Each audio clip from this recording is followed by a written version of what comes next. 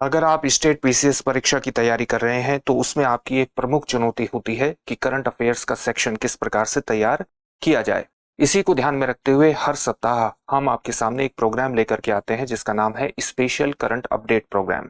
इस प्रोग्राम में पिछले एक सप्ताह की सभी महत्वपूर्ण खबरों पर प्रश्नों के माध्यम से आपके साथ चर्चा करते हैं ताकि आपका करंट अफेयर्स का सेक्शन ठीक तरीके से तैयार हो जाए। तो चलिए आज के प्रोग्राम की शुरुआत करते हैं और आज के पहले प्रश्न को देखते हैं। आज का हमारा पहला प्रश्न है, तालिस्मान सेबर 2025 सैन्य अभ्यास किस देश द्वारा आयोजित किया गया है? तो सबसे पहले आप प्रश्न के माध्यम से ही ये चीज जान सकते हैं कि तालिस्मान सेबर वस्तुतः अपने आप में एक सैन्य अभ्यास है। तो वर्ष 2025 का इसका आयोजन कहां पर किया गया है आपको ये बताना है। 4 ऑप्शन है आपके सामने, ऑस्ट्रेलिया, भारत, अमेरिका और जापान। जब तक इस प्रश्न का उत्तर हम आपको बताएं और इसकी व्याख्या आपके सामने प्रस्तुत करें, आप वीडियो को पॉज कर सकते हैं और पॉज करके इसका उत्तर सोच सकते हैं अपने स्तर पर भी, ताकि अपने लेवल पर भी आपका एक मूल्यांकन होता रहे, जिस मूल्यांकन के आधार पर आप अपनी तैयारी की दिशा और रणनीति को तय कर सके। सही उत्तर क्या होगा? सही उत्तर होगा ऑस्ट्रेलिया। हालांकि इस बार वर्ष 2025 का जो ये सैन्य अभ्यास है, इसकी कुछ गतिविधियां पापुआ न्यू गिनी में भी आयोजित हो रही हैं। अभी अभ्यास चल रहा है। चलिए 27 जुलाई तक ये अभ्यास चलेगा। इसके बारे में थोड़ी बुनियादी जानकारी हासिल कर लेते हैं। तालिस्मान सेबर एक द्विवार्षिक यानी बाइनियल सैन्य अभ्यास है। ऑस्ट्रेलिया द्वारा इसको आयोजित किया जाता है। वर्ष 2025 में ये सैन्य अभ्यास, इसका कौन सा संस्करण है? 11वां संस्करण है और अब तक का ये सबसे बड़ा और तकनीकी रूप से उन्नत यानी एडवांस्ड युद्ध अभ्यास है। ऑस्ट्रेलिया में आयोजित हो रहा है। कुल 19 देशों के 35,000 से अधिक सैन्यकर्मी इसमें भाग ले रहे हैं। पहली बार अभ्यास की जो गतिविधियां हैं वो ऑस्ट्रेलिया के बाहर हो रही हैं, बाहर भी आयोजित हो रही हैं, जैसे पापुआ न्यू गिनी में भी आयोजित की जा रही हैं इसकी गतिविधियां, इसके एक्टिविटीज। भारत के लिए विशेष रूप से इसलिए महत्वपूर्ण है क्योंकि भारत पहली बार पूर्ण रूप से इस अभ्यास में शामिल हुआ है। भाग लेने वाले अन्य देशों में कौन से देश शामिल हैं? ऑस्ट्रेलिया, ये तो मेजबान देश है ही, संयुक्त राज्य America, Bharat, Canada, Germany, France, Australia, Japan, Netherlands, New Zealand, Norway, Papua New Guinea, Philippines, दक्षिण कोरिया, सिंगापुर, थाईलैंड, टोंगा और ब्रिटेन। तो यहां पर आप देख सकते हैं संयुक्त राज्य अमेरिका के अलावा पश्चिमी देश इसमें शामिल हैं। पैसिफिक ओशन के आसपास वाले इसमें देश शामिल हैं। दक्षिण पूर्व एशिया के देश इसमें पहले से शामिल थे और अब भारत भी इसमें शामिल हो रहा है। मलेशिया और वियतनाम किस प्रकार के देश हैं जो इसमें उपस्थित हुए हैं? ऑब्जर्वर के रूप में इसमें उपस्थित हुए हैं, पर्यवेक्षक के रूप में इसमें उपस्थित हुए हैं। किस प्रकार की गतिविधियां इस सैन्य अभ्यास में की जाती हैं? जैसे लाइव फायर अभ्यास किया जाता है, मैदान का प्रशिक्षण किया जाता है, जमीनी बलों की तैनाती और युद्धाभ्यास भी किया जाता है, युद्ध का अभ्यास भी किया जाता है और हवाई और समुद्री संचालन ठीक प्रकार से हो रहा है या नहीं हो रहा है, इसके लिए भी हवाई और समुद्री संचालन आयोजित किए जाते हैं। अगला प्रश्न देखते हैं, राष्ट्रपति द्वारा राज्यसभा के लिए कुल कितने सदस्यों को नामित किया जाता है? यहां सही शब्द होना चाहिए नामित किया जाता है। कितने सदस्यों को राष्ट्रपति द्वारा राज्यसभा के लिए नामित किया जाता है? आपके सामने 4 ऑप्शन है, 10, 12, 15 या 18। क्या होगा सही उत्तर? राष्ट्रपति द्वारा 12 सदस्यों को नामित किया जाता है, यानी ऑप्शन बी इसमें सही हो जाएगा। टॉपिक चर्चा में इसलिए है क्योंकि हाल ही में राष्ट्रपति ने कुछ नए सदस्यों को राज्यसभा के लिए नामित किया है। 4 महत्वपूर्ण सदस्य हैं। कब नामित किया है? 13 जुलाई 2025 को किया है। 4 नए सदस्यों को राष्ट्रपति द्रौपदी मुर्मू ने नामित किया है। ये नामित किया जाता है राज्यसभा के लिए मेंबर्स को राष्ट्रपति के द्वारा, ये संविधान के किस अनुच्छेद के तहत किए जाते हैं? इसमें 2 महत्वपूर्ण चीजें शामिल हैं। एक तो अनुच्छेद 80 का खंड 1 का सब क्लोज ए, ये इंपॉर्टेंट है, और अनुच्छेद 80 का खंड 3 यानी 80 के तहत ये नामित किया जाता है सदस्यों को राष्ट्रपति के द्वारा।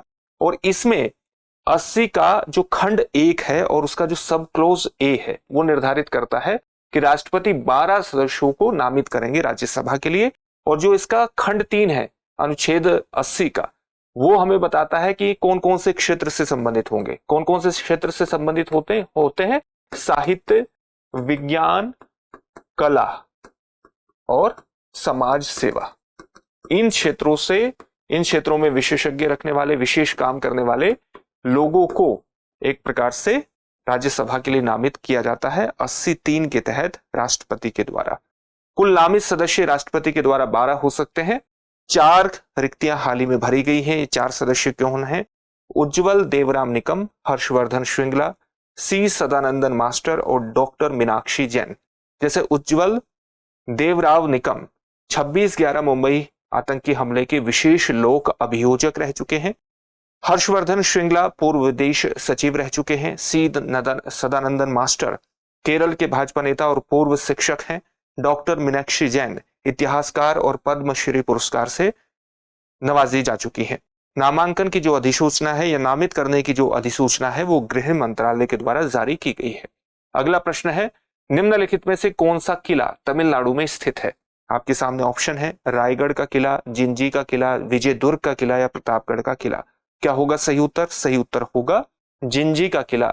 बाकी सब किले महाराष्ट्र में है, जिंजी का तमिलनाडु में है। चर्चा में ये पूरा टॉपिक क्यों था? क्योंकि हाल ही में यूनेस्को के विश्व धरोहर स्थल में के दर्जे में 12 किलो को शामिल किया गया है, यानी 12 किलो को यूनेस्को विश्व धरोहर स्थल का दर्जा प्राप्त हुआ है।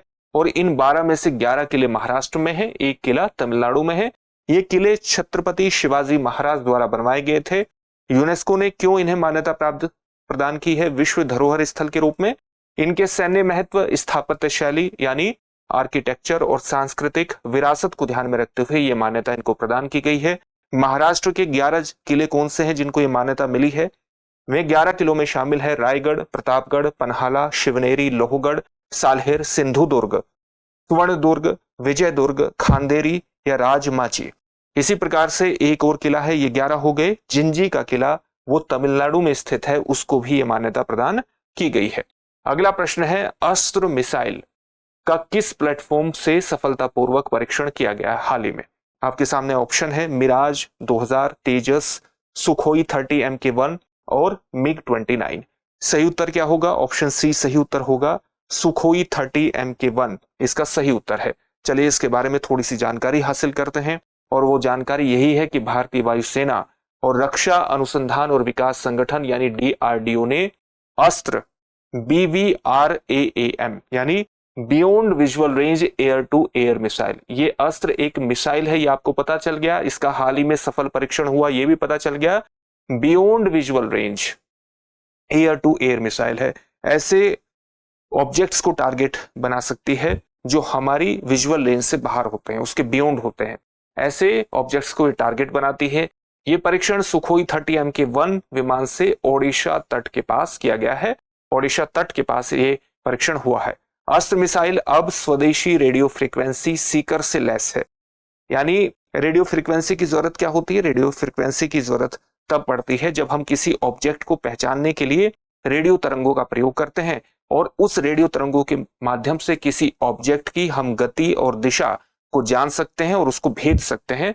तो ये जो अस्त्र मिसाइल है ये भारत में ही बनाई गई स्वदेशी रेडियो फ्रीक्वेंसी सीकर से लैस है। सीकर कई प्रकार के होते हैं, जैसे एक रेडियो फ्रीक्वेंसी हो गया, इसी प्रकार से अन्य सीकर भी होते हैं जो इंफ्रारेड का प्रयोग, जैसे इंफ्रारेड सीकर क्या होता है? इंफ्रारेड के माध्यम से, ध्वनि के माध्यम से किसी ऑब्जेक्ट को पहचानने की कोशिश करता है और उसको भेदता है, तो उसको हम कहते हैं इंफ्रारेड सीकर। ये रेडियो फ्रीक्वेंसी सीकर है, इसका मतलब है रेडियो फ्रीक्वेंसी के माध्यम से किसी ऑब्जेक्ट की दिशा और गति को तय करने का प्रयास करता है ताकि उसको भेज सके। परीक्षण के दौरान 2 लॉन्च किए गए हैं, 2 लॉन्च के माध्यम से इसका परीक्षण किया गया है। लक्ष्य था तेज गति से उड़ने वाले मानव रहित हवाई टारगेट। तो तेज गति से कोई मानव रहित टारगेट उड़ रहा था, उसको इसने भेदा है अस्त्र मिसाइल ने। दोनों ही मामलों में लक्ष्यों को सटीकता के साथ यानी प्रिसिजन के साथ नष्ट किया गया है। मिसाइल की जो सभी उप प्रणालियां हैं यानी जो सब सिस्टम्स है, विशेष रूप से रेडियो फ्रीक्वेंसी जो सीकर है, उसने अपेक्षा के अनुसार प्रदर्शन किया है। परीक्षण का data integrated test range Chandipur जो कि ओडिशा में स्थित है उसके रेंज ट्रैकिंग उपकरणों से सत्यापित किया गया है, उसी के माध्यम से इसको वेरीफाई किया गया है। अस्त्र मिसाइल की जो रेंज है वो 100 किलोमीटर से अधिक है। इसमें अत्याधुनिक यानी बेहद ज्यादा एडवांस अल्ट्रा मॉडर्न गाइडेंस और नेविगेशन सिस्टम लगे हुए हैं, यानी ऑब्जेक्ट अपनी दिशा को अगर बदलता भी है तो उसी प्रकार से उसकी गति को पहचान सकती है, उसी प्रकार से उसकी दिशा को पहचान सकती है और उसी प्रकार से अपनी दिशाओं में परिवर्तन करके नेविगेशन करके उस दिशा में उड़ करके किसी भी ऑब्जेक्ट को भेज सकती है। ये उसको अत्याधुनिक गाइडेंस नेविगेशन सिस्टम इसमें लगा हुआ है। परियोजना में हिंदुस्तान एरोनॉटिक्स लिमिटेड के साथ साथ 50 से अधिक सरकारी और निजी उद्योग शामिल रहे हैं। अगला प्रश्न है, ऑपरेशन शिवा 2025 का मुख्य उद्देश्य क्या है? आपके सामने ऑप्शन है, सीमा पर संघर्ष को रोकना, अमरनाथ यात्रा का सुचारू और सुरक्षित संचालन सुनिश्चित करना, सी ऑप्शन है नए हथियारों का परीक्षण करना, और डी ऑप्शन है उपयुक्त में से कोई नहीं।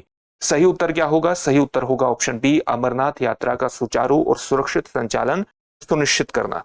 चलिए इसके बारे में थोड़ा सा जान लेते हैं। ये ऑपरेशन किसके द्वारा शुरू किया गया है? पहला तथ्य यही है, ऑपरेशन शिवा 2025 भारतीय सेना के द्वारा शुरू किया गया है। इसका उद्देश्य क्या है? उद्देश्य है अमरनाथ यात्रा का सुचारू रूप से और सुरक्षित रूप से संचालन सुनिश्चित करना, इसका महत्वपूर्ण उद्देश्य है। ऑपरेशन नागरिक प्रशासन यानी जो सिविल एडमिनिस्ट्रेशन है, और जो केंद्रीय सशस्त्र पुलिस बल है यानी जो सेंट्रल एक प्रकार से आर्म्ड पुलिस फोर्सेस हैं, उनके साथ एक बेहतर कोऑर्डिनेशन एस्टेब्लिश करके इस ऑपरेशन को अंजाम देना है और अमरनाथ यात्रा को सुचारू रूप से सही ढंग से संचालित करना है। उत्तरी और दक्षिणी दोनों यात्रा मार्गों जो कि अमरनाथ यात्रा से जुड़े हुए हैं, उन पर मजबूत सुरक्षा व्यवस्था को यह सुनिश्चित करने का काम करता है। ऑपरेशन शिवा 2025 पाकिस्तान समर्थित आतंकवादियों से खतरे को ध्यान में रखते हुए ये सुरक्षा ढांचा तैयार किया गया है।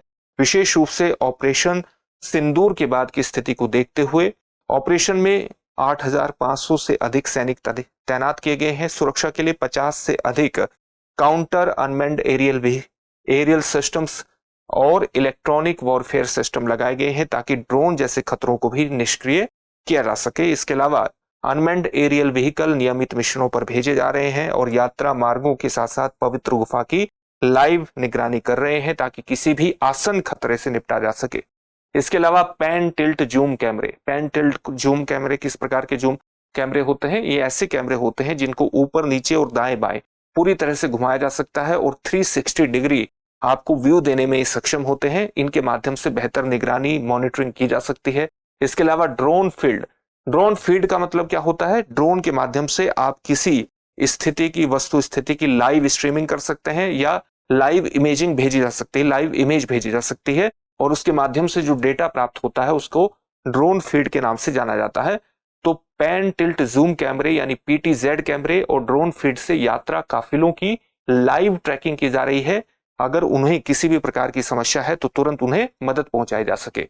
सिग्नल कंपनियां जो अलग अलग एजेंसीज के बीच कम्युनिकेशन को सुनिश्चित करने का काम करती हैं, इलेक्ट्रॉनिक्स और मैकेनिकल इंजीनियर्स के साथ साथ बम डिटेक्शन और डिस्पोजल स्क्वाड्स जो कि बम को निष्क्रिय करने का काम करती हैं, उसको डिस्पोज करती हैं, वो भी उस प्रकार की स्क्वाड्स भी तैनात किए गए हैं। इसके अलावा जहां पर पुल बनाने की आवश्यकता है, वहां पर पुल बनाने के लिए, पथों को चौड़ा करने के लिए, रास्तों को चौड़ा करने के लिए, आपदा प्रबंधन के लिए इंजीनियर टास्क फोर्स की भी तैनाती की गई है। भारतीय सेना के जो हेलीकॉप्टर्स हैं वो आपातकालीन स्थिति में प्रतिक्रिया के लिए तैयार रखे गए हैं।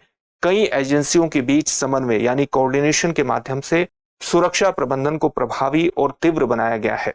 तो इन सारी चीजों का ख्याल रखा गया है और इसी को नाम दिया गया है सम्मिलित रूप से ऑपरेशन शिवा 2025। अगला प्रश्न है, हाल ही में एक्वा टेक पार्क का उद्घाटन किस राज्य में किया गया? आपके सामने ऑप्शन है आंध्र प्रदेश, असम, केरल या महाराष्ट्र। सही उत्तर क्या होगा? असम इसका सही उत्तर है।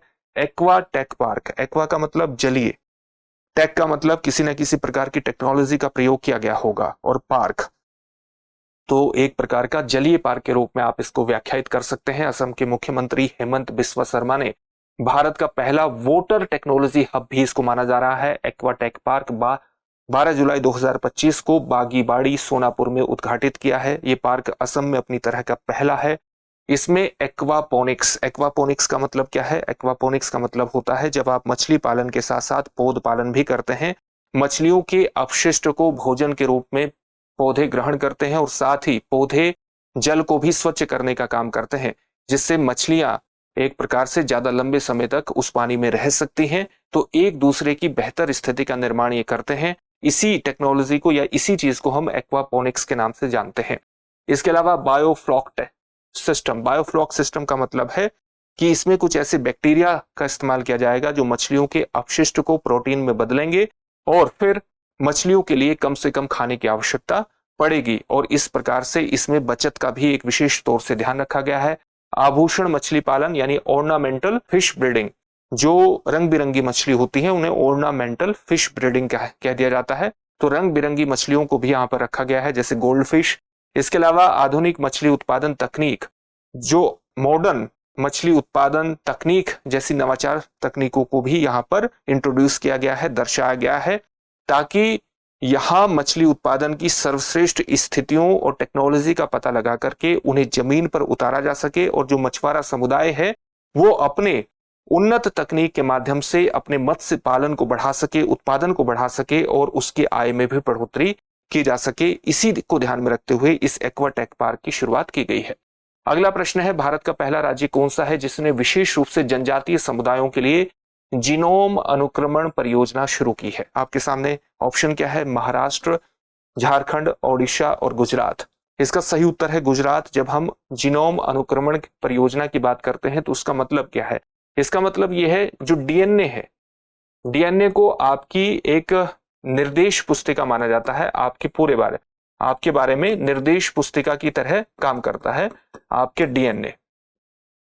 और जब हम जीनोम सीक्वेंसिंग क्या है, इस निर्देश पुस्तिका को शब्द दर शब्द पढ़ने का तरीका, शब्द दर शब्द पढ़ने का तरीका है आपका जीनोम सीक्वेंसिंग।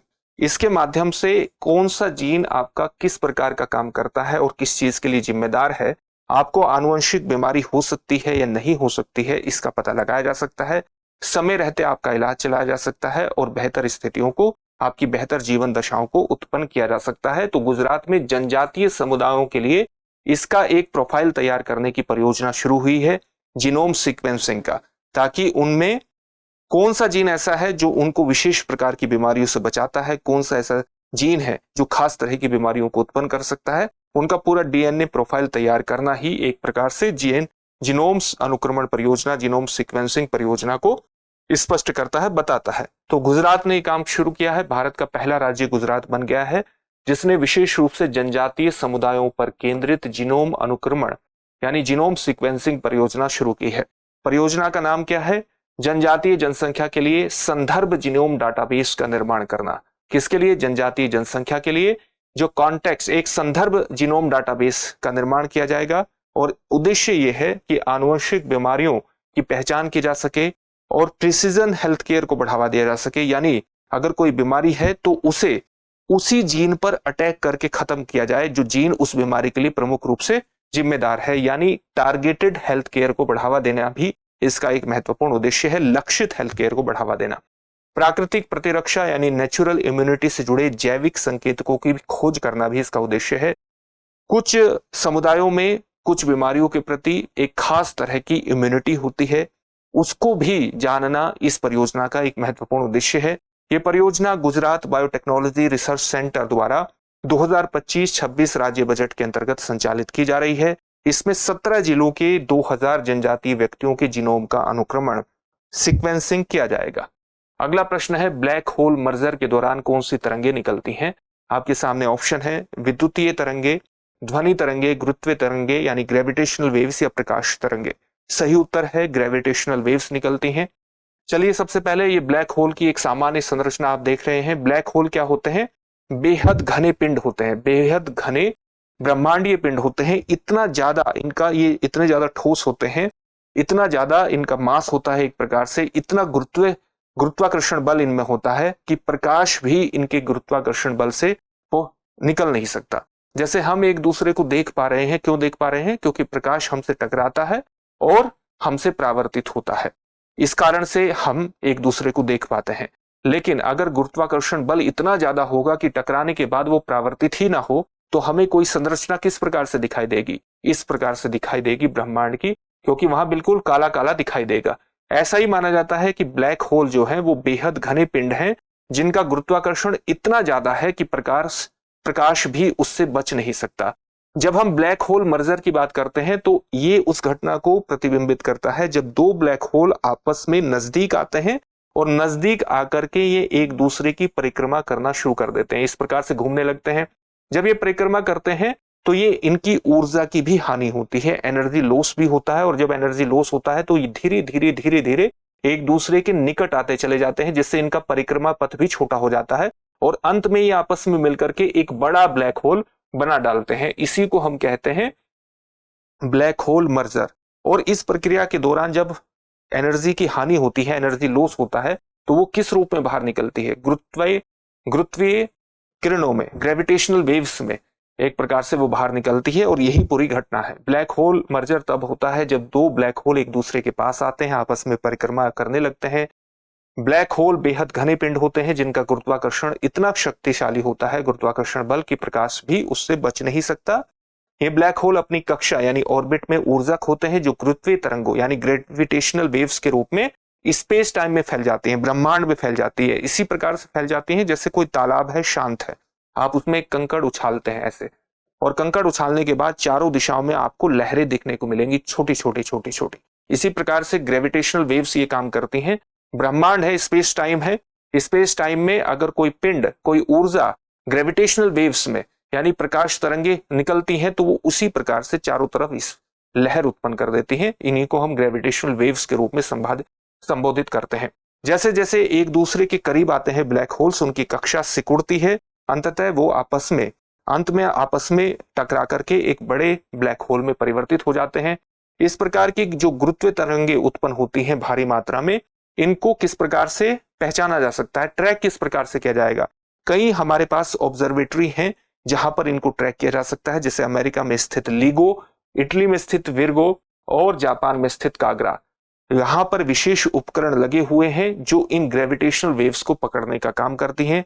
ये घटना आप दो फिगर जो स्कैटर्स होते हैं उनके माध्यम से भी समझ सकते हैं। फिगर स्कैटर्स कौन होते हैं? जो बर्फ पर स्केटिंग करते हैं, और जब दो व्यक्ति बर्फ पर स्केटिंग करते हैं और धीरे धीरे एक दूसरे के नजदीक आते हैं और एक दूसरे की परिक्रमा करने लगते हैं, तो उस स्थिति से भी आप इस ब्लैक होल मर्जर की घटना की तुलना कर सकते हैं, उससे भी आप इसे समझ सकते हैं। ऐसे मर्जर से वैज्ञानिकों को ब्लैक होल और ब्रह्मांड के बारे में कई तरह की जानकारियां प्राप्त हो सकती हैं, और यही कारण है कि इस तरह की चीजों पर नजर रखना, उनकी पहचान करना जरूरी हो जाता है। अगला प्रश्न है, तादोबा अंधारी टाइगर रिजर्व कहां स्थित है? आपके सामने ऑप्शन है मध्य प्रदेश, गुजरात, उत्तर प्रदेश या महाराष्ट्र। सही उत्तर क्या होगा? महाराष्ट्र इसका सही उत्तर होगा। तादोबा अंधारी टाइगर रिजर्व महाराष्ट्र में स्थित है। चलिए इसके बारे में थोड़ा सा जानते हैं। महाराष्ट्र के किस जिले में ये पड़ता है? चंद्रपुर जिले में ये पड़ता है। महाराष्ट्र का ये सबसे पुराना और सबसे बड़ा राष्ट्रीय उद्यान है। यहां पर ध्यान रखिएगा, सबसे पुराना सबसे बड़ा राष्ट्रीय उद्यान तो है, लेकिन महाराष्ट्र का दूसरे नंबर का बाघ अभ्यारण्य है। पहले नंबर का बाघ अभ्यारण्य महाराष्ट्र का कौन सा है, आप बता सकते हैं? पहले नंबर का है मेलघाट बाघ अभ्यारण्य, जिसे प्रोजेक्ट टाइगर, जिसकी शुरुआत 1973 में हुई थी, तभी एक बाघ अभ्यारण्य के रूप में घोषित कर दिया गया था 1973-74 में। तादोबा अंधारी टाइगर रिजर्व की स्थापना कब हुई? 1994-95 में हुई। इससे पहले टाइगर रिजर्व मेलघाट महाराष्ट्र में बन चुका था, और महाराष्ट्र में दूसरे टाइगर रिजर्व के रूप में ही तादोबा अंधारी टाइगर रिजर्व अस्तित्व में आया था, जबकि ये राष्ट्रीय उद्यान के रूप में पहले ही अस्तित्व में आ चुका था। यहाँ पर उष्णकटिबंधीय शुष्क पर्णपाती सागौन वन पाए जाते हैं। पर्णपाती वनों का मतलब क्या होता है? जो साल में कम से कम एक बार पत्तियां गिराते हैं। शुष्क का मतलब ड्राई, जिसमें नमी की कम स्थिति हो, और उष्णकटिबंधीय का मतलब है कर्क रेखा और मकर रेखा के बीच में पड़ने वाले क्षेत्र को उष्णकटिबंधीय कहते हैं। तो इस क्षेत्र में पड़ने वाले वनों को भी उष्णकटिबंधीय कहा जाता है। तादोबा अंधारी टाइगर रिजर्व में जो कोर एरिया है वो 625 वर्ग किलोमीटर का है, और जो बफर क्षेत्र है वो 1127 वर्ग किलोमीटर का है। इसका मतलब क्या है? किसी भी टाइगर रिजर्व का जो सबसे अंदरूनी और सघन क्षेत्र होता है, जहां वन्य जीवों की सबसे सघन प्रजातियां पाई जाती हैं, सबसे सघन उनका घनत्व देखने को आपको मिलेगा, उसको हम कोर एरिया के रूप में परिभाषित करते हैं, और इसके चारों ओर के क्षेत्र को बफर जोन के रूप में परिभाषित करते हैं। तो तादोबा अंधारी टाइगर रिजर्व का जो कोर एरिया है वो 625 वर्ग किलोमीटर का पड़ता है, और जो बफर जोन है वो 1127 वर्ग किलोमीटर का पड़ता है। तादोबा अंधारी वन्य जीव अभ्यारण्य का जो एक प्रकार से इसको राष्ट्रीय उद्यान बनाया गया था वो 1955 में बनाया गया था, और तादोबा को, अंधारी को नहीं, तादोबा को वन्य जीव अभ्यारण्य कब बनाया गया? 1955 में। अंधारी को वन्य जीव अभ्यारण्य कब बनाया गया? 1986 में। और इन दोनों को मिलाकर के ताडोबा अंधारी टाइगर रिजर्व कब बनाया गया? 1994-95 बनाया गया। यहाँ किस प्रकार की वनस्पति पाई जाती है? मुख्यतः उष्णकटिबंधीय शुष्क पर्णपाती वन यहाँ पाए जाते हैं। और मुख्य रूप से वृक्ष कौन से मिलते हैं? सागौन, ऐन, बीजा, धौड़ा, हल्दू, सलाई, सेमल और तेंदू, इस प्रकार के वृक्ष यहाँ पाए जाते हैं। प्रमुख जीव जंतुओं की बात करें तो भारतीय तेंदुए, स्लॉथ बियर, गौर, नीलगाय, ढोल, धारीदार हाइना यानी जो धारीदार लकड़बग्घा है, भारतीय लघु कीच, जंगली बिल्ली, सांभर, चित्तीदार हिरण यानी जो स्पॉटेड डियर है, इस तरह की वन्य जीव प्रजातियां यहाँ पर ताडोबा अंधारी टाइगर रिजर्व में आपको देखने को मिल जाएंगी। अब आपके लिए एक अभ्यास प्रश्न है। अभ्यास प्रश्न है, नेल्सन मंडेला की आत्मकथा लॉन्ग वॉक टू फ्रीडम कब प्रकाशित हुई थी? आपके सामने ऑप्शन है 1984, 1990, 1994 या वर्ष 2000। इस प्रश्न का उत्तर आप हमें कमेंट बॉक्स में कमेंट करके जरूर दीजिए। फिर से एक नए सेशन में आपसे मुलाकात होगी। धन्यवाद।